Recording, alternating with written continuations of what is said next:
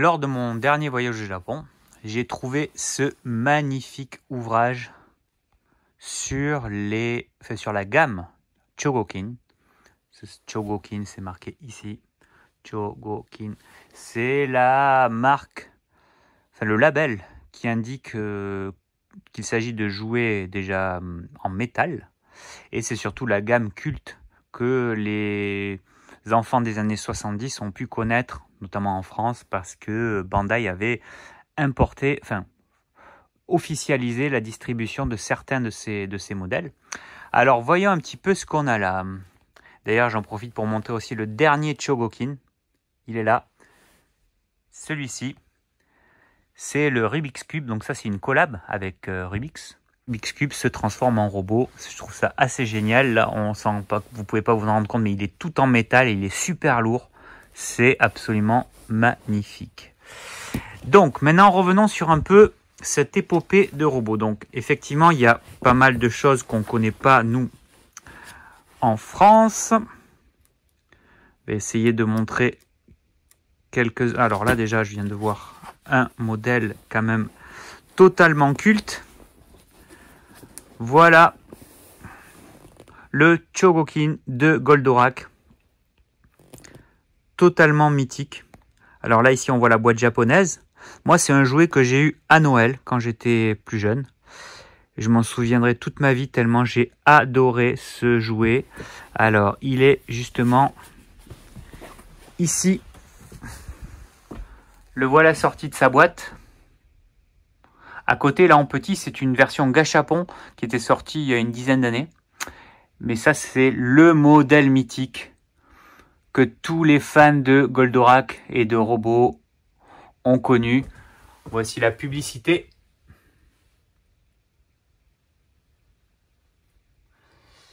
Et donc, la boîte française, elle est ici. Donc ça, c'est la boîte japonaise.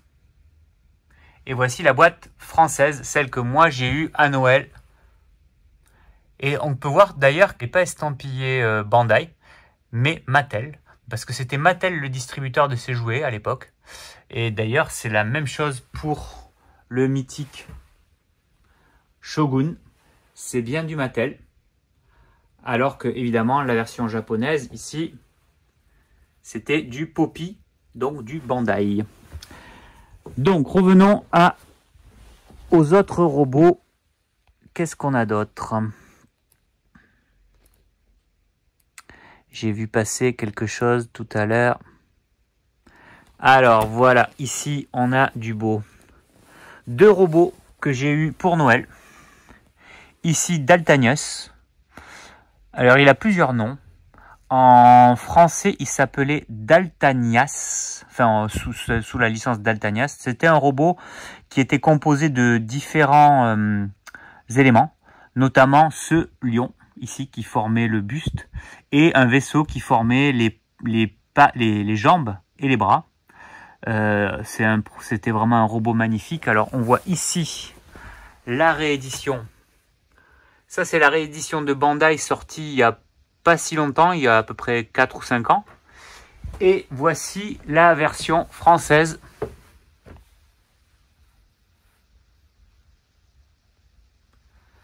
Daltanias. Et là, par contre, on voit que c'était Bandai qui avait repris la distribution. Alors ça, c'est la version américaine, mais la boîte française était à peu près équivalente, si je me souviens bien. Un robot que j'ai adoré quand j'étais enfant. Continuons un petit peu sur la même page.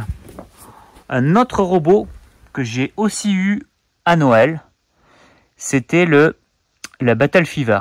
Donc celui-ci, le robot avec marqué BF sur le buste, Battle Fever. Alors il y a eu plusieurs éditions de ce robot. Moi j'ai eu la version française à Noël, mais je pense que mes parents l'avaient jeté à l'époque.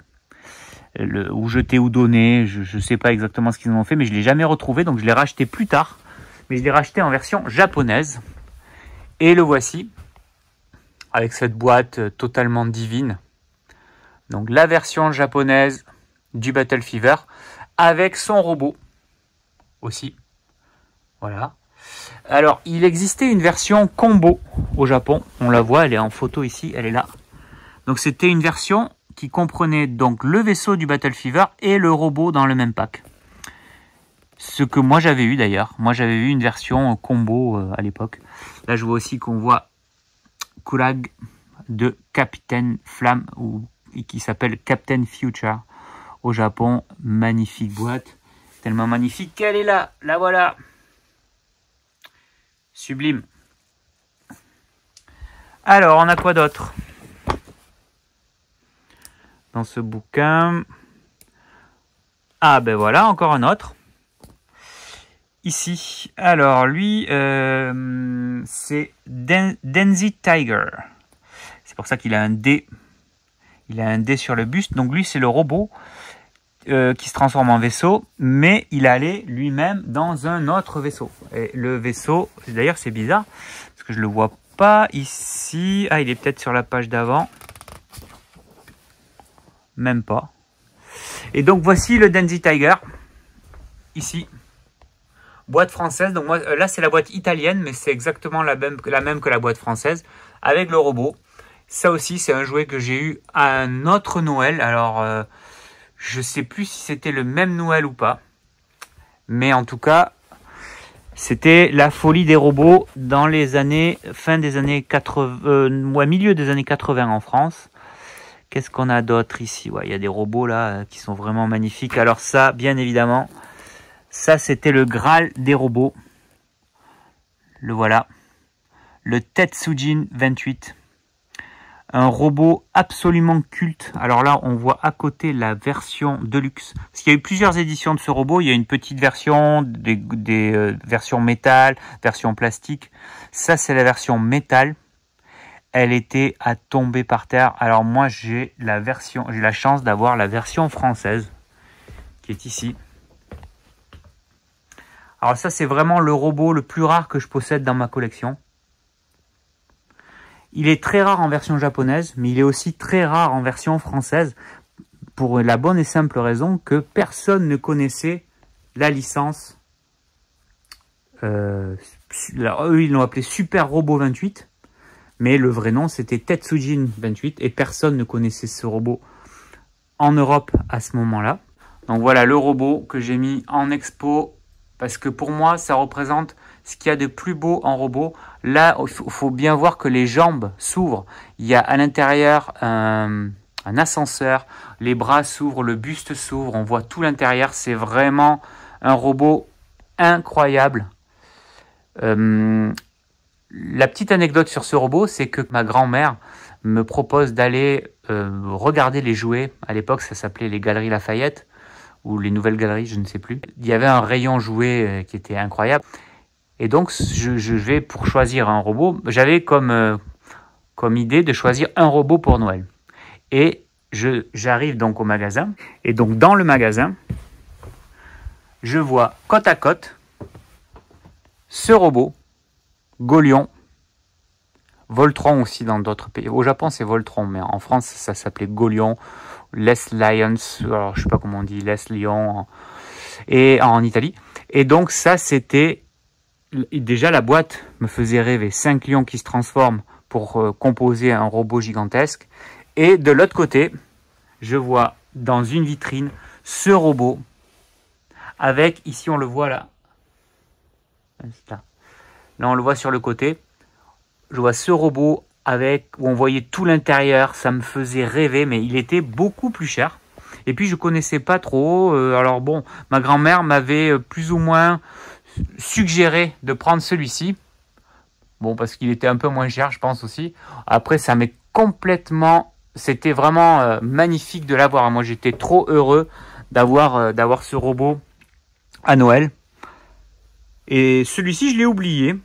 Et des années après, quand je me suis mis à essayer de retrouver les robots de mon enfance, j'ai essayé de retrouver ce robot en tapant sur Google, entre autres, robot bleu, métal. Bon, au final, on l'a retrouvé avec des potes qui m'ont aidé à retrouver, parce que moi, je me souvenais plus que c'était Tetsujin. Et en le retrouvant, je me suis aperçu aussi que c'était un des robots les plus rares, parce qu'à l'époque, personne connaissait. Donc, il y a eu très peu de ces robots vendus en France. Et Bandai a fait un bid commercial avec ça, ce qui n'est pas très étonnant puisque personne ne le connaissait, en plus il était cher.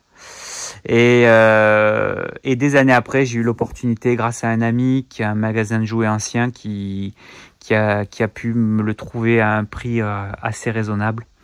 Et je suis trop content de l'avoir. Voilà, c'est une des plus belles pièces de ma collection maintenant. Alors, est-ce qu'il y a d'autres merveilles là-dedans? J'en doute pas. Bien sûr, Gold, Lightan, le robot briquet. Je connaissais pas du tout, je l'ai découvert quand je travaillais au Japon. En France, c'était pas du tout une licence connue, mais il est vraiment magnifique. Alors, on voit une édition ici. Alors, j'ai plusieurs éditions de lui, mais la vintage, la vraie vintage, je ne l'ai pas. Alors, lui aussi. Voilà une autre édition. Je parlais de Voltron tout à l'heure. J'ai montré la boîte française. Et voici la boîte, une autre version de la boîte. Alors ça, c'est une version de la boîte américaine, je pense, ou asiatique. Je suis pas très sûr. Peut-être la version qui était pour le marché asiatique hongkongais, je pense. À vérifier, mais je suis pas sûr. Alors, ben, évidemment, Bioman, mais alors ça, moi, j'ai pas eu. Il y a tellement de choses. Alors là, ici, on voit aussi encore. Voilà, ça, c'est beau aussi. Ça, c'était quand j'étais enfant, si j'avais pu avoir ce jouet. Je l'ai eu bien après, ce jouet. Mais si j'avais pu avoir un jouet XOR, alors Space Sheriff Gavan, le nom japonais, j'aurais tellement adoré. Bon, après coup, quand j'ai commencé ma collection de vieux jouets, j'ai pu enfin avoir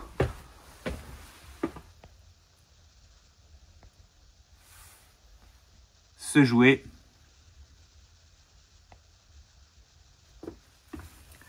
Ça, c'était magique. Alors, Bandai a fait une réédition il n'y a pas si longtemps de ce jouet. Là, c'était l'année dernière.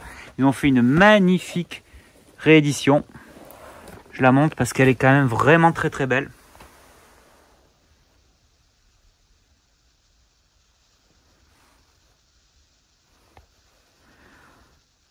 Ça, c'est vraiment du bon. Alors, on est en train de voir tourner Mask sur ce magnifique écran Philips. Enfin, écran, téléviseur Philips. Si seulement on avait eu une qualité de la sorte pour regarder les dessins animés quand on était enfant. Là, on est vraiment sur le top du top parce que il y a un petit secret. C'est pas de la VHS qui tourne, mais du DVD. Je vous montre le petit trick. Il y a une Play 2 cachée ici. Voilà, et donc c'est du composite, mais quand même ça rend super bien. Ça fait quand même une image sublime. Bien sûr qu'on n'avait pas à l'époque. Alors bon, là on peut regretter un peu le grain du VHS, mais je le ferai une prochaine fois. Mais par contre, effectivement, pour trouver les dessins animés de cette époque en VHS, ça c'est une autre histoire. C'est déjà beaucoup plus difficile. Alors, on va parler de robots essentiellement, mais surtout de jouets. Alors là, on a fait un petit point sur les Poppy.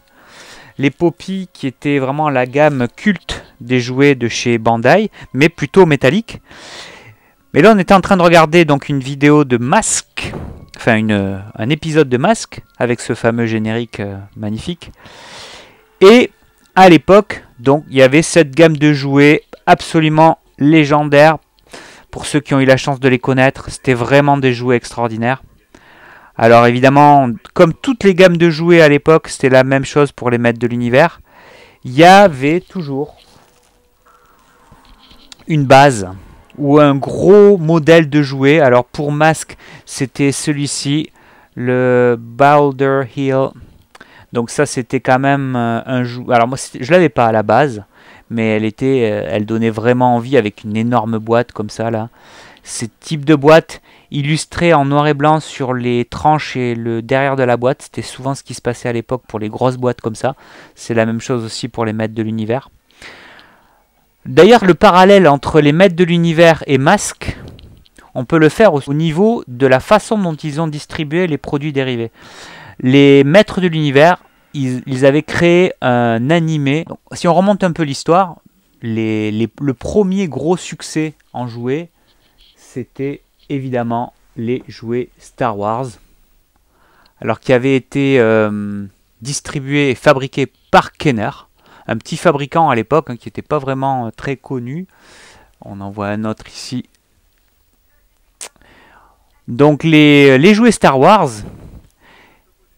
Lucas avait été très très malin puisque lui il avait senti le coup. On connaît tous l'histoire des droits sur les produits dérivés qui lui avaient été cédés intégralement ou quasiment intégralement parce que personne n'y croyait vraiment. Lui il y croyait et la gamme de jouets a été un succès énorme, mais elle a eu du succès parce qu'il y avait le film.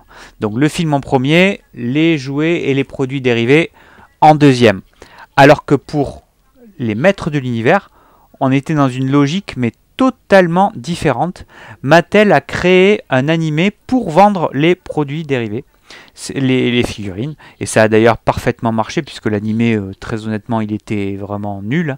Si on le compare à Star Wars qui pour le coup là a été génial, le dessin animé des maîtres de l'univers ça valait pas grand chose. Même chose pour le dessin animé de Masque, c'était toujours la même chose à part le générique qui était génial. Sinon le reste de l'histoire c'était quand même très faiblard, mais ça servait à promouvoir la gamme de jouets et c'est sur ça que les fabricants et les ayants droit gagnaient bien leur vie. Donc Masque, pour revenir sur Masque, une gamme de jouets vraiment fabuleuse. Bon, il y avait les premiers. Ça, c'était les entrées de gamme, les petites boîtes comme ça. Moi, c'est le premier que j'ai eu, celui-ci, Vampire. Il était vraiment tellement génial. Alors, une toute petite boîte. Beaucoup d'enfants ont commencé avec Condor, qui était aussi le premier prix. Donc on voit bien que c'est quand même vraiment des jouets pour garçons. Il n'y a pas photo. Soit des motos, soit des gros camions, soit des trucs qui tirent partout, des fusées. Enfin vraiment le truc pour garçons. Même chose pour les maîtres de l'univers. Hein. On voit bien aussi que c'était un univers vraiment de garçons, même s'ils avaient après essayé de faire une série un peu plus pour les filles. Mais bon, ça n'avait pas eu le même succès. Et le jouet qu'on voulait tous en Masque, c'était celui-là. C'était soit Switchblade, qui était le vaisseau de Mayhem le méchant, soit Thunderhawk, la voiture qui se transformait en espèce de voiture volante, qui était celle du héros. Donc soit celle-ci, soit celle-là. Moi j'ai eu celle-là, Raven. Elle était absolument fabuleuse, cette voiture. Elle se transformait en espèce d'avion. Et c'était vraiment le principe de cette gamme de jouets, c'était d'avoir à chaque fois un véhicule qui se transformait. C'était trop cool. Alors par contre les figurines étaient toutes petites. Là on en voit un pack de 2 encore sous blister neuf. Donc celui-là c'est pas le meilleur pack. Ah oui voilà, le meilleur pack il est là. Le pack des héros. Le méchant Miles Mayhem et le gentil Matt Tracker. Donc ça c'était vraiment génial d'avoir ces petites figurines qui se mettaient dans les véhicules, alors que on voit bien que pour les maîtres de l'univers, là j'ai quelques blisters, essentiellement les blisters que j'ai eu quand j'étais petit. Donc voilà, on voit bien la taille qui est complètement différente. Ça c'est une action figure. Les maîtres de l'univers c'est vraiment de l'action figure classique. Là c'était vraiment du petit jouet. C'était vraiment pour les intégrer dans les véhicules, mais on pouvait difficilement jouer avec. Alors qu'avec les maîtres de l'univers, on pouvait vraiment jouer avec. Ici, j'ai un jouet maître de l'univers. On peut voir, il est dans cette boîte en plastique. Ici, je ne sais pas si on va le voir là. Ouais, on le voit. Il a été noté par un organisme qui note les jouets. Alors maintenant ça se fait beaucoup, mais à l'époque quand je l'ai fait, ça c'était pas très commun comme pratique de donner des gradations aux jouets. Maintenant bon, c'est très connu avec les cartes de sport et les cartes Pokémon. Beaucoup de gens le font pour donner acter une valeur à la carte. Là c'est pareil pour ce jouet, il est neuf et j'avais une petite revanche à prendre quand j'ai entrepris d'avoir cette collection de jouets. C'était assez récent, il doit y avoir une quinzaine d'années. m'a fallu à peu près une quinzaine d'années pour constituer cette collection. Je voulais récupérer au moins un objet de chaque licence que j'avais eu quand j'étais enfant ou plus jeune. Et au final, bon, ça a un peu dérapé, j'en ai beaucoup plus que prévu, mais ce jouet.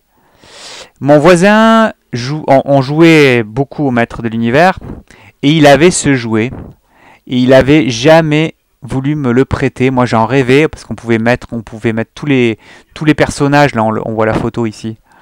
On pouvait mettre tous les personnages dedans et le trimballer un peu comme une valise, enfin pas une valise, mais c'était fait pour transporter les maîtres de l'univers et en plus bien sûr pour jouer. Et ça m'avait vraiment frustré qu'il me le prête pas et que je puisse pas y jouer.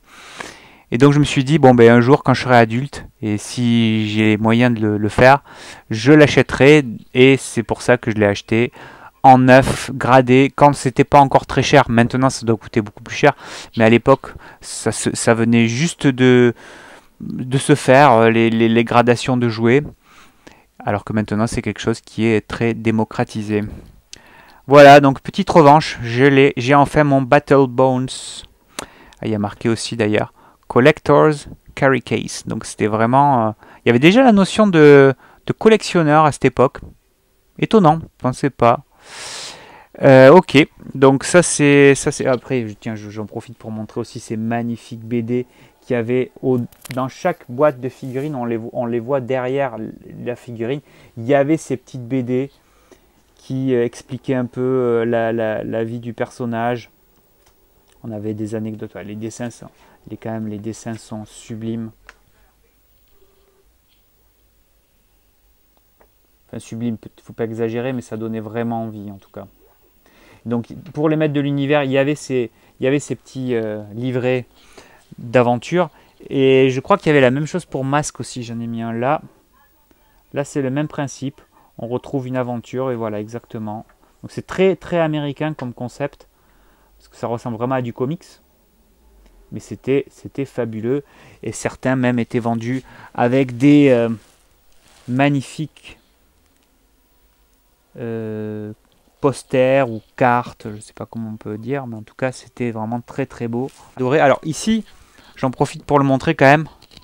Voilà la boîte de Sectors. Alors ça c'était fait par Coleco, les mêmes qui avaient fait la ColecoVision, je suppose, à l'époque, qui avait été un fabricant donc d'électronique qui s'était aussi lancé dans le jouet.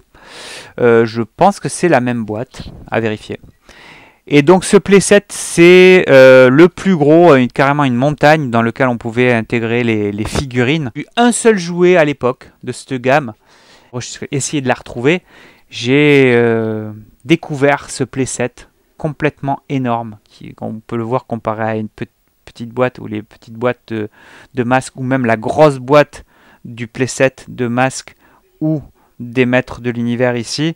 On voit bien que la taille est conséquente. Superbe objet. Bon, des jouets moins intéressants qui avaient très peu distribués, mais la boîte est terrible. Pareil pour cette boîte. Je la monte parce que alors pour moi, elle veut pas dire grand chose parce que j'étais pas un grand fan des Tortues Ninja. J'étais un peu trop grand et j'avais pas vraiment accroché à cette licence. Mais par contre, le playset est sublime et la boîte aussi. D'autres magnifiques boîtes. Des Tortues. Voilà, j'ai laissé le prix dessus. 150 francs. Ça, c'est des jouets mythiques. Ah, ça aussi. Ça, cette voiture radiocommandée, je ne sais pas si certains d'entre vous l'ont eu, mais elle était géniale parce qu'il y avait un espèce de turbo boost, un peu comme dans K2000. On le voit là ici sur la télécommande. Donc on avait la vitesse normale et puis il y avait une vitesse supérieure. Bon, c'était vraiment du marketing, mais c'était très très très cool quand on était enfant d'avoir ça. Et aussi ce magnifique jeu, je le montre parce qu'il est quand même neuf sous blister. C'est quand même beau, c'est quand même du beau. Petit jeu à déplier, très drôle à emporter. Des plates, astuces, une roulette à faire tourner pour remplacer les dés. Des plates, astuces, des plates, astuces. Astucieux les nouveaux jeux pour s'amuser à deux. Des plates, astuces, des plates, astuces. Les Bidibules aussi, ça c'était magnifique comme gamme de jouets. Les Schtroumpfs, ça a été ma première collection. C'était les premières choses que j'ai eu envie de collectionner. Les petits Schtroumpfs, ça coûtait pas cher. Et il y en avait, ça c'est très français, mais il y en avait un peu dans dans tous les types de commerces, les bureaux de tabac, les supermarchés, il y en avait vraiment partout. Bien sûr Kiki, avec cette magnifique PLV. Monchichi au Japon. Puis derrière cette base Big Jim. Qu'est-ce que j'ai joué avec cette base. On pouvait la transformer en mallette et la transporter partout. C'était génial. Précédemment, je parlais de XOR aussi. Donc Space Sheriff Gaban en japonais. Et voilà une des merveilles que j'ai trouvées à Tokyo il y a quelques années. Chez Mandalake, à Nakano justement. La boîte est gigantesque. On voit une paire de chaussures à côté là pour se rendre compte de l'échelle. Rien qu'en voyant cette boîte, je m'imaginais être enfant et avoir un jouet de cette taille. J'ai pas eu énormément de gros jouets. J'ai eu beaucoup de jouets. J'ai pas à me plaindre. Vraiment, je pense que j'ai été très gâté quand j'étais enfant. Et je remercie énormément mes parents et surtout mes grands-parents qui, à Noël, m'ont beaucoup gâté. Ce magnifique catalogue de jouets qui m'a été donné par un ami qui se reconnaîtra et que je remercie d'ailleurs beaucoup parce qu'il est en super bêta. Donc le catalogue de jouets de 84 dans lequel il me semble qu'il y a à peu près tout ce qu'il faut en jouets. Donc là, bien sûr, les maîtres de l'univers, du Star Wars, l'agence Touriste, ça c'était marrant aussi, j'aurais bien aimé avoir des jouets à l'époque. Et voilà les jouets XOR officiels. Alors moi je n'avais pas eu à l'époque, j'aurais adoré avoir ça. Je les ai eu après, mais en version japonaise, comme je vous ai montré un peu avant. Les machines robots, alors ça j'ai adoré, les GoBots. Les GoBots, alors je vais en profiter pour montrer donc la base ici. Machine robot. Et les figurines, les voici. Alors là, j'ai racheté en blister toutes celles que j'ai eues enfant.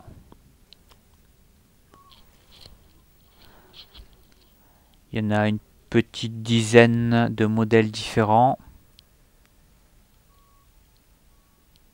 Voilà, ça c'est le premier à être sorti. D'ailleurs, on le voit RM01 pour la ref. La RM11, donc le 11e. Ceux-là, je les ai tous eus. Et notamment celui-ci. Alors, j'en profite pour raconter une petite anecdote à son sujet. Un jour, j'allais dans un magasin de jouets avec la mère d'un copain. Étaient donc tous les trois. Et elle nous avait gentiment amenés dans un magasin de jouets pour passer l'après-midi. C'était certainement un mercredi avant Noël. Ça se faisait beaucoup à l'époque de traîner les enfants dans les magasins de jouets le mercredi, puisqu'on n'avait pas école, le mercredi après-midi. Et ce copain, cet ami que j'avais, était très très gâté par ses parents. Et donc sa mère lui avait acheté un GoBot. Comme ça, sans raison particulière. Alors moi, dans ma famille, on n'avait pas de jouets sans raison particulière. On avait des jouets, enfin j'avais des jouets à Noël, à mon anniversaire, éventuellement si je travaillais bien à la fin du trimestre, mais j'avais pas de jouets comme ça là parce qu'on se baladait dans un magasin de jouets. Et elle lui avait acheté, donc sa mère lui avait acheté un GoBot. Alors je sais plus lequel c'était. Il me semble que c'était celui-ci, l'ambulance. Et elle s'est retournée vers moi, sa mère, et m'a dit: et tu en veux un? Je t'en achète un aussi. Tu peux prendre celui que tu veux. Je me souviens, ça m'avait marqué, et donc elle m'avait acheté celui-ci. Et je l'ai gardé précieusement. Alors j'avais pas gardé le blister, je l'ai racheté plus tard avec le blister. Mais c'est une histoire qui m'a marqué. C'était pas très cher, hein. C'était pas un jouet qui était très cher, mais c'était la première fois qu'on m'achetait un jouet sans raison.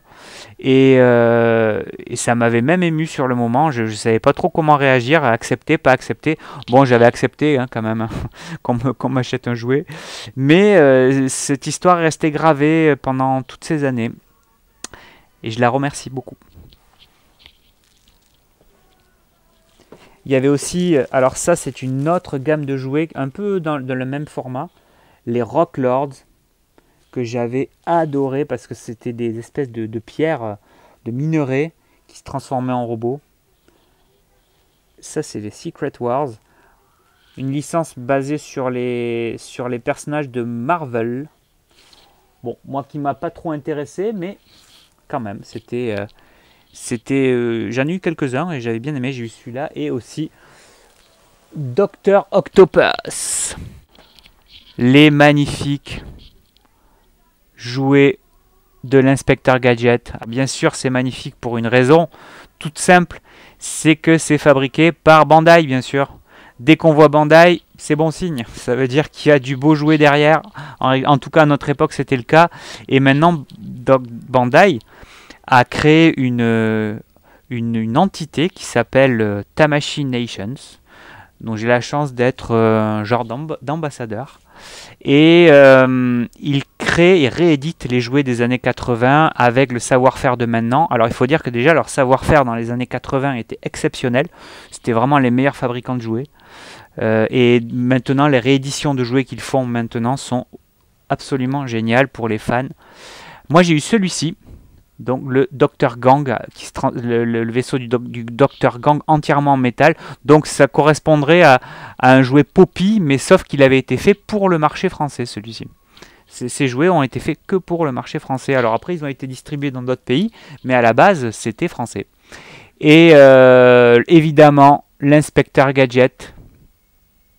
Ça aussi, j'ai une anecdote en vacances au ski avec mon père. Avant, je râlais beaucoup parce que il faisait froid, j'avais pas trop envie d'aller à la montagne. Alors bon, j'ai un peu honte de dire ça maintenant parce qu'il y a des gens qui n'y sont peut-être jamais allés. Mais moi, mon père était un fan de ski, donc il me traînait trop souvent au ski. Et pour acheter mon silence, pour que je me la boucle, pour avoir la paix, il m'a dit, si tu restes une semaine sans râler, je te paye l'inspecteur Gadget. Et c'est pas tombé dans l'oreille d'un sourd et j'ai eu l'inspecteur Gadget. Donc voilà, un jouet pour moi qui a une saveur particulière. Là, on voit aussi quelques vinyles de l'époque que j'avais eu d'ailleurs. Ce sont les miens. Qu'est-ce que je peux vous montrer d'autre en jouets de beau? Bien sûr, les Big Jim avec ce magnifique bus que peut-être des filles ont connu puisque c'était la même base pour le bus des Barbie aussi, pareil. Qu'est-ce qu'on a d'autre? Bon, après, encore un petit peu de maître de l'univers. Là, on voit les cassettes de jeux dont je parlais, qui s'appelait Astu-Jeux en France. Je vais en profiter quand même pour montrer un jouet. Il y en a d'autres là derrière, mais j'en vous en montre un avec de la lumière.